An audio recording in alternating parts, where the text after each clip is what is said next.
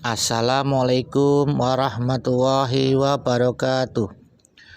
Asyhadu an la ilaha illallah wa asyhadu anna Muhammadur Rasulullah. Assalamualaikum ya Rasulullah. Ya Rasulullah, salam yang sempurna untuk engkau ya Rasulullah. Amin. Allahumma sholli ala sayyidina Muhammad wa ala ali sayyidina Muhammad wa ummati sayyidina Muhammad. Amin. Wahai anak-anakku, wahai keturunanku, wahai darah dagingku, wahai santri-santri Ponpes Fakir Ilallah, ini adalah wasiat daripada orang tuamu, wasiat yang keenam. Adapun wasiat yang keenam adalah bagaimana kita selamat dengan harta. Bagaimana kita selamat dengan harta kita? Mau dibawa kemana harta kita agar kita selamat? Wawasan tentang harta dan wawasan tentang jalan selamat berkaitan sama harta. Karena itu anak-anakku, keturunanku dan santri-santri Ponpes Fakir Ilallah, anak angkatku semua dan anak didikku semuanya. Simak, pahami, renungkan dan mohon petunjuk sama Allah dan Rasulullah. Moga diberikan hidayah yang lurus, hidayah untuk mengamalkan ilmu-ilmu warisan Ponpes Fakir Ilallah. Biasanya orang ingin selamat dari hartanya adalah dengan zakat. Dia dengan zakatnya itu dia serahkan kepada 8 golongan yang sering kita kenal. Itu kita semua sepakat, masyarakat awam atau umat muslim semua sudah paham 8 golongan tersebut. Khususnya adalah fakir dan miskin. Fakir dan miskin yang paling utama untuk dicukupin kebutuhannya. Kemudian fisabilillah, orang yang berjuang di agama Allah, Ghorimin, Ibnu Sabil, dan orang yang melakukan perjalanan safar. Semuanya itu adalah orang-orang yang berhak menerima zakat kita. Termasuk tokoh-tokoh agama, orang-orang yang berjuang membesarkan agama, ustadz, kiai, alim ulama, itu semuanya kita sudah paham ke sana. Ada rahasia daripada zakat yang kita keluarkan. Itu bernilai tinggi sekali. Karena itu, wahai anak-anakku, semua ingatlah, bila engkau mengeluarkan zakat ataupun sedekah kepada 8 golongan asnaf, itu yang menerima adalah golongan orang awam, dibanding yang menerima adalah golongan orang alim, sama-sama daripada fakir miskin, maka berkali-kali lipat, puluhan bahkan ratusan bahkan ribuan kali lipat orang alim itu. Kalau engkau mengeluarkan zakat dan sedekah ke sana dengan uang yang sama, seumpama uangnya sama-sama 1 juta rupiah, 1 juta rupiah diberikan kepada fakir miskin 8 golongan orang awam dari fakir miskin, dibanding dengan golongan orang alim sama-sama fakir miskin, maka timbangan di sisi Allah dan Rasulullah adalah yang lebih tinggi, puluhan, ratusan, bahkan ribuan kali lipat yang alim itu bila engkau berzakat atau bersedekah kepadanya. Ada lagi anak-anakku semuanya, bila engkau tahu bahwa itu adalah wali Allah, bila dia adalah wali Allah, maka engkau mengeluarkan zakat atau infak atau jariah atau sedekah kepadanya, maka itu berlipat-lipat lagi bandingannya daripada engkau mengeluarkan zakat dan sedekah kepada orang alim ulama, apalagi kepada orang awam tingkatan fakir dan miskin. Tingkatan fakir dan miskin yang kuberikan kepada wali Allah itu ratusan ribuan kali lipat daripada yang diberikan pahalanya, balasannya kepada seorang alim ulama atau golongan alim ulama. Wahai anakku, adakah tingkatan di atasnya wali Allah? Ada. Jika engkau punya guru itu yang bisa tahu di mana ada wali-wali Allah. Wali itu terbagi menjadi dua. Ingat anakku, wali yang ikut rapat wali Allah dan wali yang tidak pernah ikut rapat wali Allah. Jika engkau bisa bertemu dengan wali-wali Allah yang ikut rapat para wali Allah dan engkau jadikan guru, kemudian engkau zakat dan sedekah kepadanya, sekaligus minta tolong kepadanya agar zakat dan sedekah sampean mendapat nilai yang tertinggi, maka kelompok dari guru sampean akan membagi zakat dan sedekah tadi kepada sesama wali-wali yang ikut rapat bersama wali Allah. Menemukan wali Allah adalah sangat sulit di akhir zaman ini. Menemukan wali Allah adalah sangat sulit, ibarat mencari satu jarum di tumpukan jerami. Tetapi adalah suatu keberuntungan yang luar biasa bagi Anda apabila menjadikan mereka guru sampean bila sampean berhasil.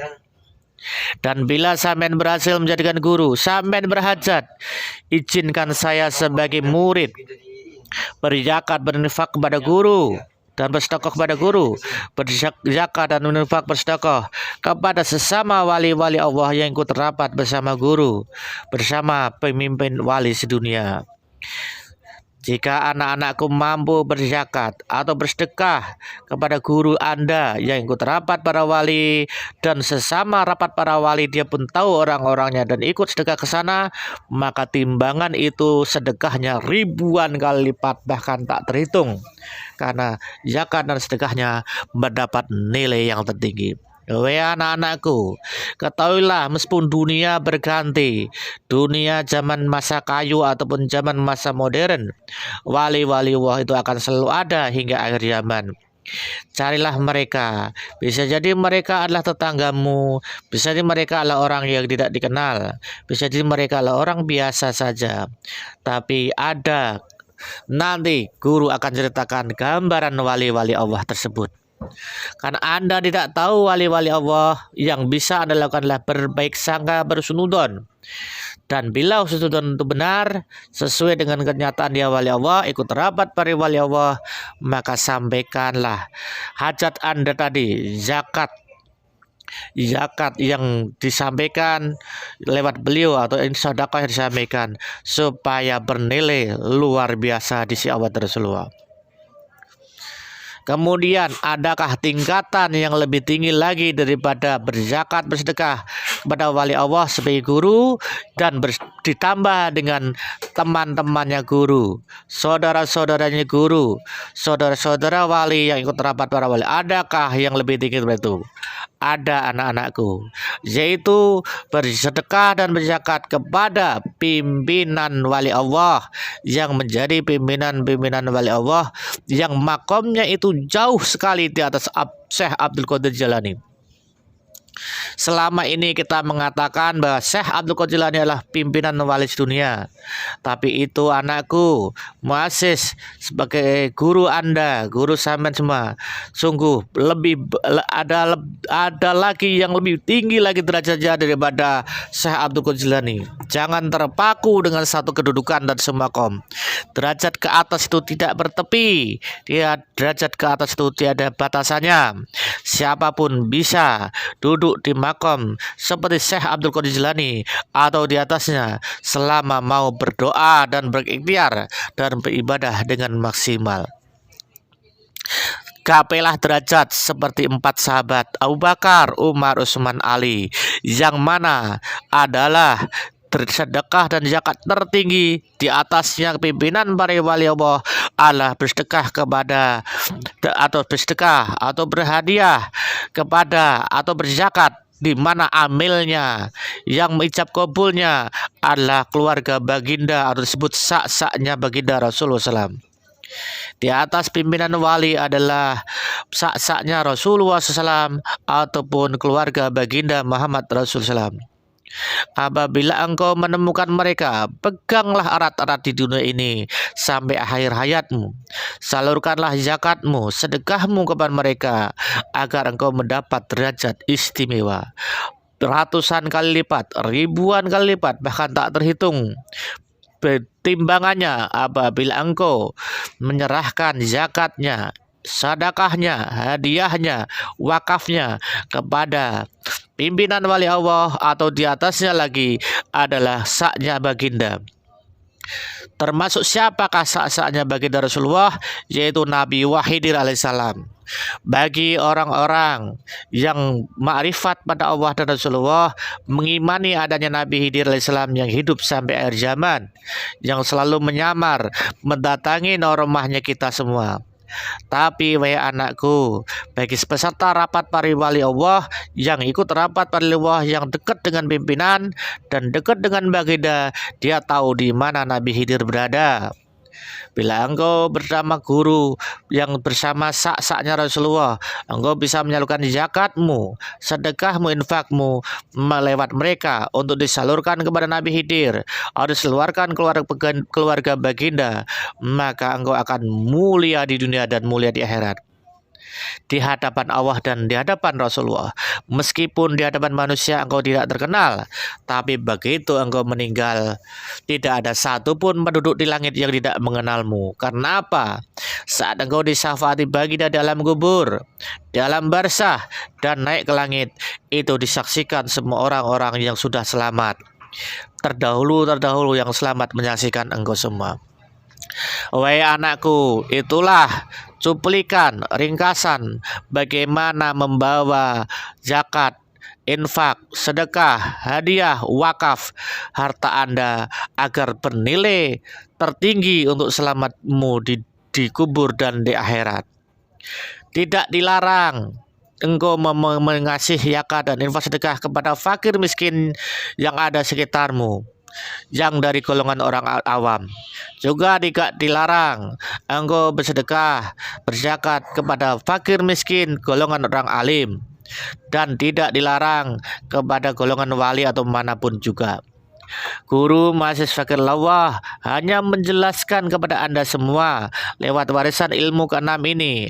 Apabila engkau punya harta, ingin berzakat, infak, sedekah, berhadiah, berwakaf, apabila berniat berhajat bernilai tertinggi, maka itulah urut-urutannya.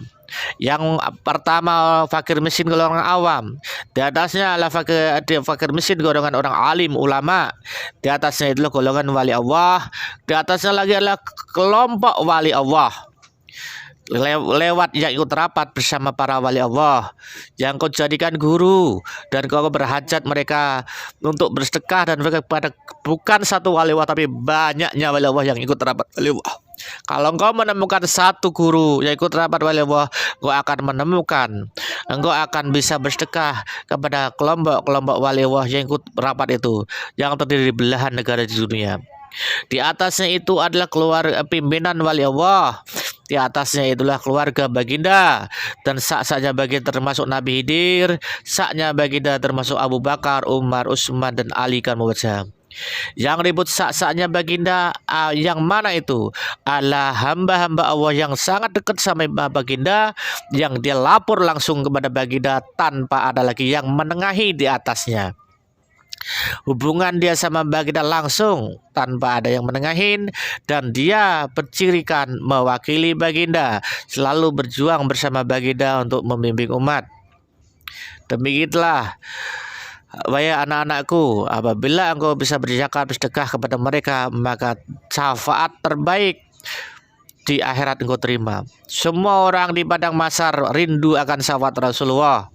Tapi bila engkau mengamalkan zakat, infak, sedekah dengan cara yang tertinggi, maka dari sekian umat manusia triliun atau bilion manusia di padang mahsyar, engkau lah yang duluan mendapat syafaat Rasulullah kelak.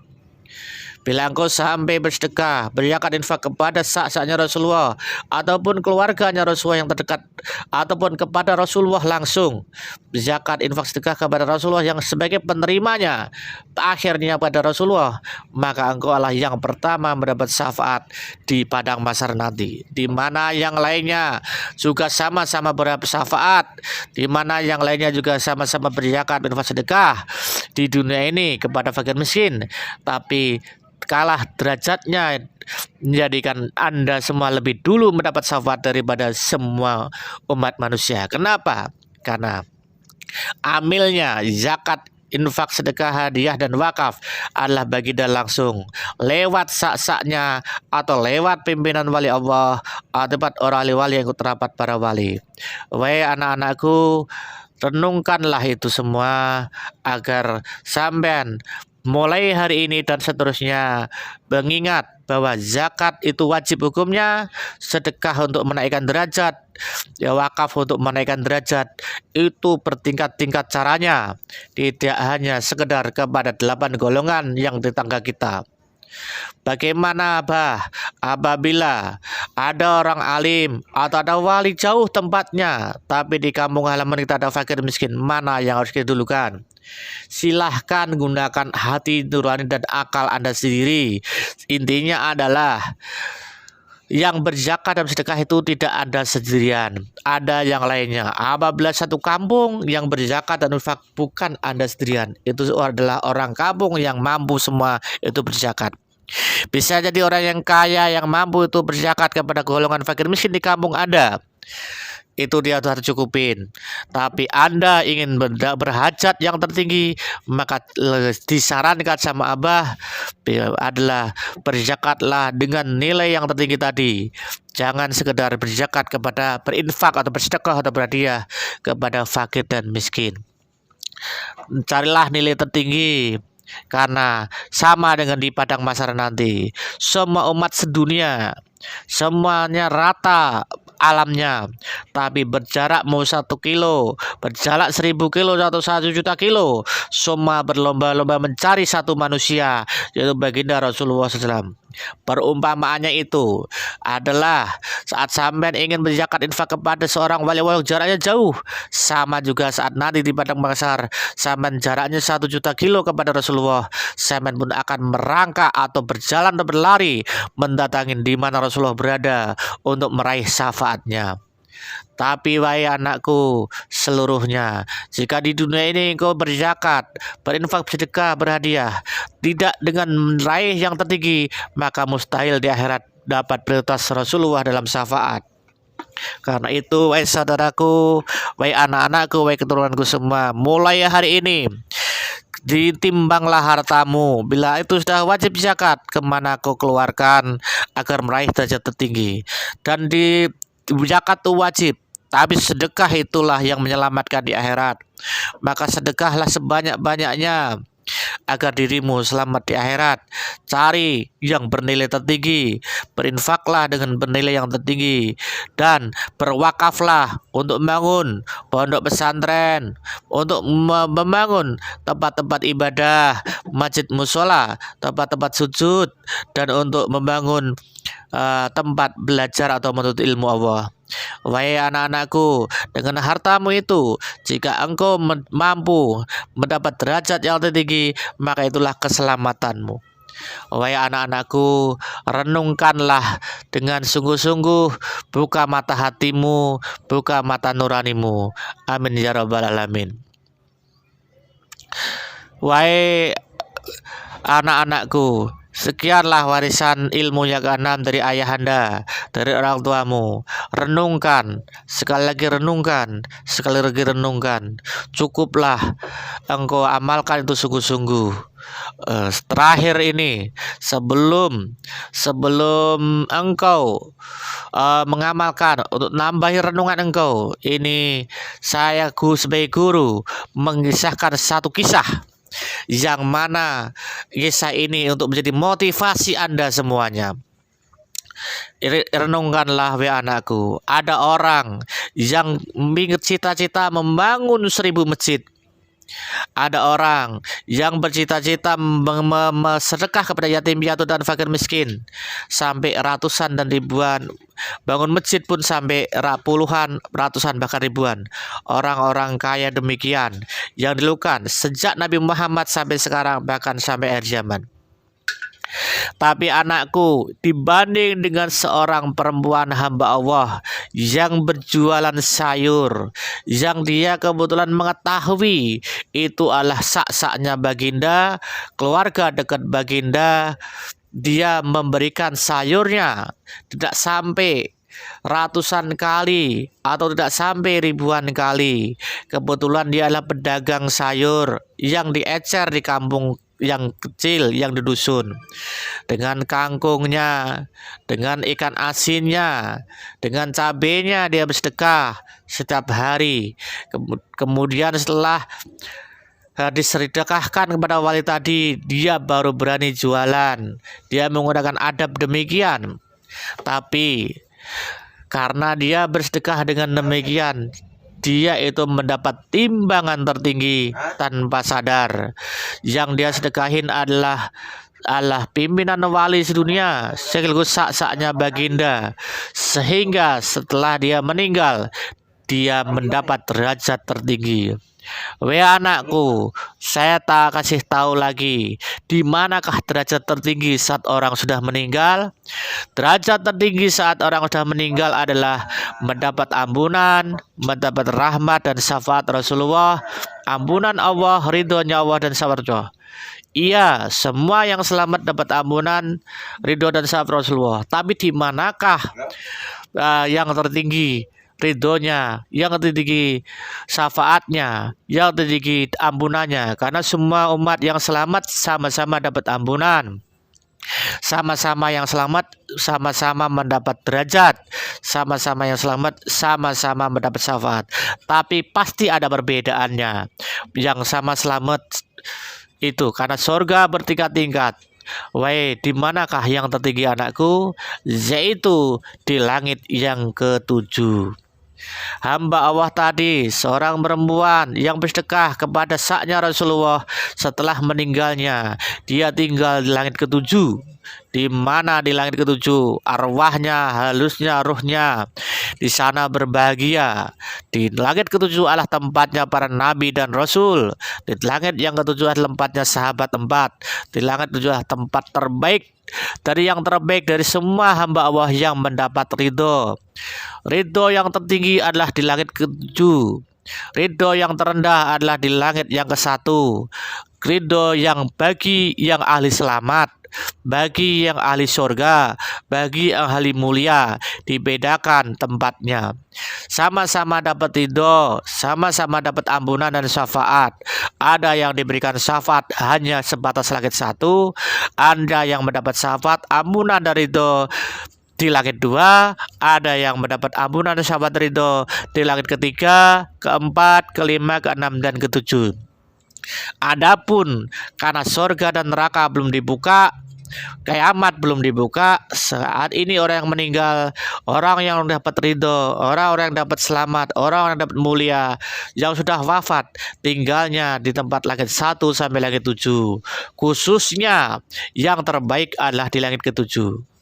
Perbandingan kembali pada kisah tadi, perbandingan yang bangun masjid, ratusan yatim piatu fakir miskin bahkan ribuan dikasih makan, dibanding dengan ₹1, ₹2 perempuan yang jualan sayur. Yang jualan sayur mendapat derajat tertinggi, sedangkan yang bangun masjid, yang melihara yatim piatu fakir miskin, karena dia yang menerima adalah orang awam, maka tidak bisa menaik ke derajat yang tinggi. Sedekah itu bukan perbandingan antara banyaknya harta yang dikeluarkan, bukan. Sedekah bernilai tertinggi itu tergantung daripada yang menerimanya. Wahai anak-anakku, inilah kesimpulannya Abah sampaikan kepada sampean semua. Sungguh, rahasia keselamatan lewat harta itu bukan banyaknya zakatmu, sedekah dan infak dan hadiahmu atau wakafmu kepada siapa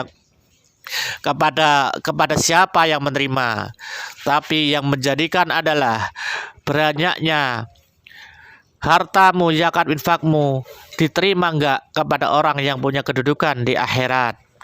Diterima enggak orang-orang yang punya derajat di sisi Rasulullah? Atau zakat, infak, sedekah tadi yang terima adalah Rasulullah langsung, seperti 4 sahabat yang menerima Rasulullah langsung. Wahai anak-anakku, tinggi dan rendahnya derajat itu tergantung perbuatanmu di dunia ini. Kemana engkau menyalurkan zakatmu, infakmu, sedekahmu di dunia ini, disitulah derajatmu nanti di akhirat. Sama-sama orang berzakat, sama-sama orang berinfak, sama-sama orang bersedekah dan berhadiah dan berwakaf, tapi penerima berbeda. Itu menentukan, itu akan menjadi bedanya derajat yang kau terima di akhirat. Penerimanya berbeda, itu yang akan menjadikan beda surgamu nanti di akhirat. Surga pun bertingkat-tingkat. Jika engkau ingin meraih derajat yang tertinggi, itu guru sebagai orang tua sudah menyampaikan bagaimana meraih derajat yang tertinggi, bagaimana meraih surga yang tertinggi dengan hartamu, yang mana harta itulah juga miliknya Allah yang dititipkan kepadamu, bukan mutlak milikmu. Anakku, sekian ilmunya, tolong dia pahami, direnungkan, diresapi, dan mohon pada Allah petunjuk agar bisa mengamalkan di dunia ini untuk bekal pulang dengan sebenar-benarnya. Wabillahi taufik wal hidayah. Wassalamualaikum warahmatullahi wabarakatuh.